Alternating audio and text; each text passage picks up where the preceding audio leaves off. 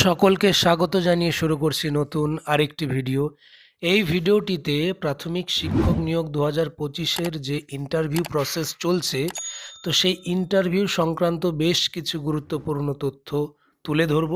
সেই সঙ্গে 4 নম্বর পয়েন্টে আমি যেটা রেখেছি এটা সবথেকে গুরুত্বপূর্ণ, কারণ যাদের এখনও ইন্টারভিউ হয়নি তো তাদের ক্ষেত্রে যে ডেমোটা থাকছে সেটা কতটা গুরুত্বপূর্ণ এবারের চাকরি পাওয়ার ক্ষেত্রে সেটাও আলোচনা করে দেব। কাজেই শেষ পর্যন্ত দেখতে হবে এই ভিডিওটি। তো প্রথম পয়েন্টে আমি যেটা রেখেছি যে কোচবিহার জেলার যে ইন্টারভিউ হবে তার দিনক্ষণ তারিখ দিয়ে দিয়েছে, নোটিফিকেশন দিয়ে দিয়েছে, অ্যাডমিট কার্ডও কিন্তু ডাউনলোড শুরু হয়ে গেছে। 24 থেকে 27 ফেব্রুয়ারি 2026 এটা চলবে। তারপরে কোন জেলার ইন্টারভিউ হবে এটা একটা সবার মনে দ্বিধাদ্বন্দ্ব রয়েছে। এবার পরপর আমি সবটাই খুলে বলবো। তো প্রথমে বলে রাখি, ফেব্রুয়ারির দিকে যেহেতু কোচবিহারেরটা শেষ হচ্ছে, তো মার্চ মাসে ভোট ঘোষণা হবে। তো ভোট ঘোষণা মানেই যে ইন্টারভিউ বন্ধ হয়ে গেল তেমনটা নয়। মার্চ মাসে কিন্তু একটা জেলার ইন্টারভিউ আরামসে হয়ে যাবে আশা করা যায়, ঠিক আছে। তো সেক্ষেত্রে পরবর্তী যে জেলাটা সেটা কিন্তু মার্চ মাসে হওয়ার সম্ভাবনা প্রবল, কিন্তু তার আগে যদি কোনো কারণে সেটা বন্ধ হয়ে যায় সেটা আলাদা বিষয়, কিন্তু মার্চ মাসে ইন্টারভিউ প্রসেস হওয়ার সম্ভাবনাটা রয়েছে। এবার যদি হয় সেটা কোন জেলার হবে পরবর্তী জেলা, তো দক্ষিণবঙ্গের জেলা এর পরে যে পরের ফেজটায় 5 নম্বর যে ফেজ সেখানে কিন্তু হওয়ার সম্ভাবনা রয়েছে। তো এর আগের নিয়োগটা যখন হয়েছিল 2022-এ 5 নম্বর ফেজে কিন্তু হয়েছিল পশ্চিম বর্ধমানের, কিন্তু এবারে যে সেম টু সেম তাই হবে তা কিন্তু নয়, কারণ এর আগের বারের নিয়োগে 4 নম্বর ফেজে কিন্তু কোচবিহার ছিল না, সেখানে ছিল দক্ষিণ দিনাজপুর সম্ভবত। তো কোথাও না কোথাও আগের সাথে এটা পুরোপুরিভাবে মিলবে না। তবুও বলবো পরবর্তী যে জেলা যদি মার্চ মাসে হওয়ার সম্ভাবনা আছে, তো সেখানে দক্ষিণবঙ্গের কোনো জেলা কিন্তু হওয়ার সম্ভাবনা প্রবল।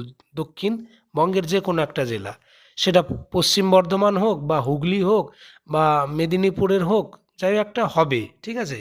দক্ষিণবঙ্গেরটা চান্স বেশি এর পরবর্তী জেলা হিসাবে।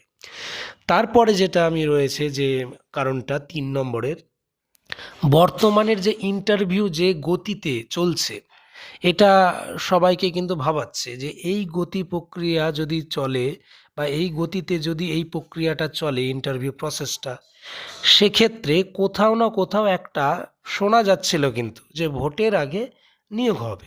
এটা কিন্তু শোনা যাচ্ছিল বিভিন্ন নিউজ চ্যানেলগুলো থেকে, বা আমি বিগত দুটো যে ভিডিও করেছি তাতেও আমি বলেছি যে যদি স্পিডে করে নেয় সেক্ষেত্রে কিন্তু নিয়োগ সম্ভব। স্পিডে করতে হবে।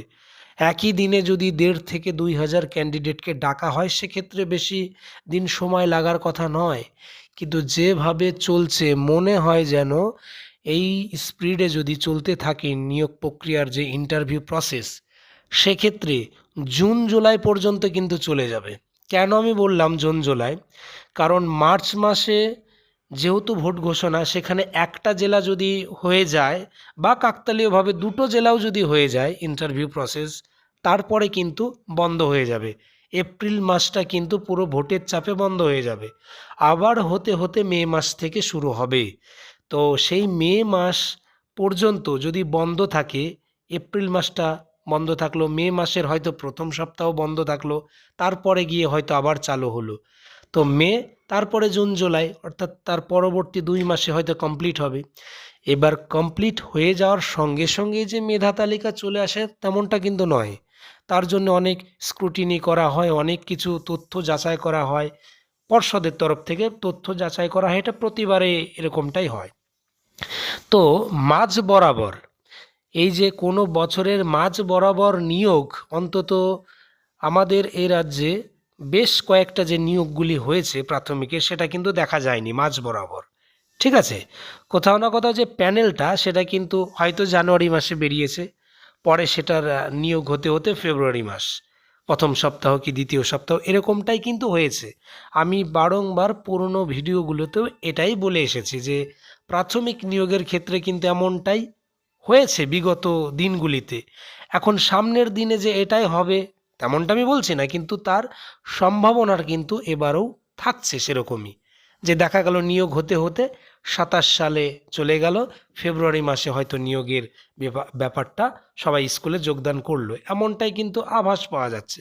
কিন্তু তার আগে যদি দ্রুত সম্পূর্ণ হয়ে যায় ইন্টারভিউ, হতেই পারে মেধা তালিকা দেখা গেল ইন্টারভিউ শেষ হলো ৭ দিনের মধ্যে স্ক্রুটিনি করে যাচাই করে মেধা তালিকা দিয়ে দেওয়া হলো। ঠিক আছে, এবার আসি সবথেকে বড় যে পয়েন্ট, সেটা ৪ নম্বর পয়েন্ট, এটা খুবই গুরুত্বপূর্ণ। এবারের চাকরি পাওয়ার ক্ষেত্রে ডেমো যেটা থাকছে আর কি, ইন্টারভিউর ওখানে গিয়ে ডেমোর ব্যাপারটা, সেটা কতটা গুরুত্ব এবারে রয়েছে চাকরি পাওয়ার ক্ষেত্রে।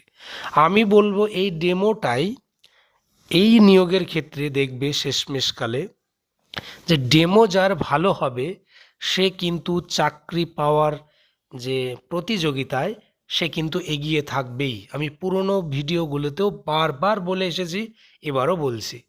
কারণ ইন্টারভিউ যে নাম্বারটা দেয়া হয় ৫-এর মধ্যে, সেখানে হয়তো অনেকে ৩ পাবে, ৩.৫ পাবে, অনেকে ৫-এ ৫ও পাবে খুব ভালো হলে। কিন্তু ডেমোর এখানে ভালো মন্দর বিষয়টা এবার থাকছে। কারণ যেহেতু প্রত্যেকটা প্রার্থী যখন যাবে ইন্টারভিউ টেবিলে ইন্টারভিউ দিতে, তখন ডেমোর জন্য আলাদা নম্বর থাকছে ৫। তাহলে সেখানে যদি সেই প্রার্থীর মন মতন ডেমো যদি না শুরু করতে পারে, কোথাও না কোথাও সেই ডেমোটা কিন্তু মনের মতন আর হয় না। সেখানে যেনারা ইন্টারভিউ টেবিলে থাকছেন, যারা নেবেন যে স্যার বা ম্যাডাম, ওনারা যদি বলে দেয় যে এই বিষয় থেকে তুমি দাও, সেক্ষেত্রে কিন্তু কোনো প্রার্থী ঘাবড়ে যাচ্ছে যে আমি স্টার্ট করব কি করে। এমন একটা টপিকে দিয়ে দেওয়া হলো, সে দেখা গেল ওখানে শুরুটা করলো ঠিকই, কিন্তু সেরকমভাবে শুরুটা যেরকম হওয়ার কথা সেরকম হলো না। কাজেই ডেমোটা কিন্তু এবারের চাকরি পাওয়ার ক্ষেত্রে অনেকটাই গুরুত্বপূর্ণ ভূমিকা রাখে। এবার যাদের ইন্টারভিউ আগামীতে হবে, তারা যদি ইচ্ছা করে যে আগামীতে যতটা সময় পাওয়া যাবে এখনও যদি আর্ট গার্ড বেঁধে যদি প্রিপারেশন নেওয়া যায়, ডেমো কিন্তু ভালো হবে। অর্থাৎ এই যে প্রথম শ্রেণী থেকে শুরু করে পঞ্চম শ্রেণী পর্যন্ত, ক্লাস 5 পর্যন্ত যত ধরনের টপিক আছে সেগুলো একটু দেখে নিতে হবে। আর যেহেতু ওইখানে তোমাকে ডেমো দেওয়ার সময় এমন তো না যে অনেকক্ষণ দিতে হচ্ছে, এরকমটা কিন্তু নয়। কিছু কিছু টেবিলে যে ইন্টারভিউ টেবিল থাকবে সেখানে ব্যতিক্রম স্বরূপ দেখা গেল পুরোটাই শুনলো, কিন্তু বেশিরভাগ টেবিলেই কিন্তু সম্পূর্ণটা শুনবে না। তার মানে এখানে ডেমোর যে বিষয়টা থাকছে যে তুমি যখন শুরুটা করবে ওইটাই কিন্তু মেন। দেখা গেল এই টপিকটা তারা বেছে দেওয়ার ফলে শুরুটা ঠিক মতন হলো না, তারা হয়তো ৫-এর মধ্যে দিয়ে দিল ২। এখানে ডেমোতে ২ বা ৩ পেলে একটা মানে কি বলবো, মোটের ওপরে যে নম্বরটা সেটা কিন্তু কমে যাবে। এখানে টার্গেট করতে হবে ৫-এর মধ্যে ৫ পাওয়ায়, আর ডেমোতে ৫-এর মধ্যে ৫ পাওয়া যাবে। কাজেই এখনও সময় আছে। ওই যে বললাম প্রথম থেকে পঞ্চম শ্রেণীর যতগুলো টপিক হয়, বাংলা থেকে, পরিবেশ থেকে, ইংরেজি থেকে, সবগুলো দেখে নিতে হবে। এমনকি কিছুটা হলেও প্র্যাকটিস শুরু করে দিতে হবে বাড়িতে। যে বোর্ড আছে হোয়াইট বোর্ড, সেটা কিনে নিতে হবে। দরকার হলে নিজে নিজে কথা বলা প্র্যাকটিস করতে হবে, বা বন্ধুদের মধ্যে যারা আছে তাদেরকে ডেকে এনে ডেমো হিসেবে দিতে হবে, বা কোনো কোচিং সেন্টারে ভর্তি হওয়াই যায় এই মুহূর্তে।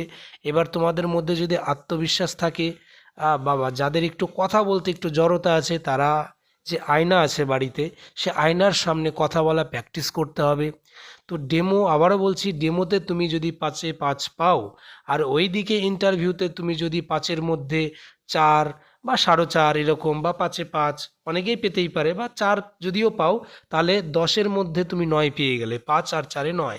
তো এইটা পাওয়া মানে তুমি কিন্তু অনেকটা এগিয়ে যাবে, মানে চাকরি পাওয়ার যে প্রতিযোগিতায় সেখানে তুমি প্রথম সারিতেই থাকবে। আর এবছর কিন্তু কম্পিটিশন খুবই হাই লেভেলের, বারবার আমি পুরনো ভিডিওতেও বলে এসেছি। এখন হয়তো অনেকে বলবে যে এত কাট অফ, এত হবে, কমবে, বাড়বে, বিষয়টা যাই হোক না কেন, প্রার্থীর সংখ্যা কিন্তু অনেক এবার। কারণ এখানে ১০,৫০০-এর কাছাকাছি বাংলা মিডিয়ামের শূন্য পদ রয়েছে, আর এখানে বাংলা মিডিয়ামের যে প্রার্থীর সংখ্যা সেটা ৩ গুণেরও ওপরে। তো কোথাও না কোথাও যখন মেধা তালিকা বের হবে সেদিন কিন্তু কষ্টের দিন যাতে তোমাদের না দেখতে হয়। দেখা গেল 0.5-এর জন্য অনেকে কেটে যাবে, ঠিক আছে, বা 0.10, 0.10 সেটা 1 নম্বরের ধরতে গেলে 10টা অংশের 1 অংশ, তার জন্য অনেকে দেখবে যে মেধা তালিকা থেকে কেটে যাবে, এরকম বিষয় হয়ে দাঁড়াবে। তাই এরকম যাতে না হয়, ডেমো বেশি বেশি করে প্র্যাকটিস করা দরকার। আর ইউটিউব দেখে এর আগের বারে কে কী রকম ডেমো দিয়েছে ওই রকম না করাই ভালো। নিজের থেকে দরকার হলে স্কুলে থেকে তোমার যে নিয়ারেস্ট যে স্কুল আছে প্রাইমারি স্কুল, সেখানে গিয়ে তুমি এক সেট বই নিয়ে আসতে পারো প্রত্যেকটা ক্লাসের। বলতে হবে সেখানে যে আমার আগামীতে ইন্টারভিউ আছে, আশা করা যায় সেখানে পুরনো বই থাকবে, দিয়ে দেবে। তো সেই বইগুলোই বেশি বেশি করে দেখতে হবে। এমন তো না যে সেখানে তুমি ক্লাস 9-10-এর পড়ানোর মতন তুমি যাচ্ছ সেখানে ডেমো দিতে, সেরকম ব্যাপারটা না। আর এমনও ব্যাপারটা না যে তুমি কত কি জানো না জানো, ডেমোর ব্যাপারে বলছে কিন্তু সেটা তুমি সেখানে অ্যাপ্লাই করো ইতিহাস ভূগোল, সেটাও না। ক্লাস 1 থেকে 5 পর্যন্ত রিলেটেড যে সমস্ত বিষয়গুলি হয় তার উপরেই কিন্তু সিলেক্ট করতে দেবে, বা সিলেক্ট করে তোমাকে দেবে যে এটা থেকে তুমি স্টার্ট করো, ঠিক আছে। তো কোথাও না কোথাও এই ভিডিওতে আমি যতটুকু আলোচনা করে দিলাম, এখানে আমি ডেমোর ব্যাপারটাই জোর দিয়ে আলোচনা করে দিলাম। এইবার তোমাদের ওপরে নির্ভর করছে বাকিটা। তোমরা যদি ভালো করে এখন থেকে প্র্যাকটিস করো, আগামী দিনে কিন্তু তোমরা চাকরি পাবে। আর এটাও ঠিক, প্র্যাকটিস করা মানেই সবাই যে পাবে তাও না। যার প্র্যাকটিস বেশি ভালো হবে সেই এগিয়ে যাবে। যার প্র্যাকটিস বেশি ভালো হওয়ার পরে ইন্টারভিউ সেখানে মানে বিরাট হয়ে গেল, সে তো পাওয়ার মানে প্রায় এক ধাপ এগিয়েই যাবে। তো ঠিক আছে, তো এই ভিডিওতে মোটামুটি আমি এই 4টে বিষয়, যেটা 4টে পয়েন্ট আকারে লিখলাম, সেটা আমি আলোচনা করে দিলাম। তাই আগামী যে ইন্টারভিউ হবে যে জেলার, সেটা সম্ভবত দক্ষিণবঙ্গের কোনো জেলা মানে হলেও হতে পারে, সম্ভাবনাটা প্রবল। তো কার জেলা হবে সেটা তো পুরোপুরি বলাটা সম্ভব না, কাজে সবাই প্রিপারেশন নেওয়া শুরু করো। মার্চ মাসে কিন্তু একটা জেলার হওয়ার সম্ভাবনা আছে, তারপরে কিন্তু হয়তো ভোটের জন্যে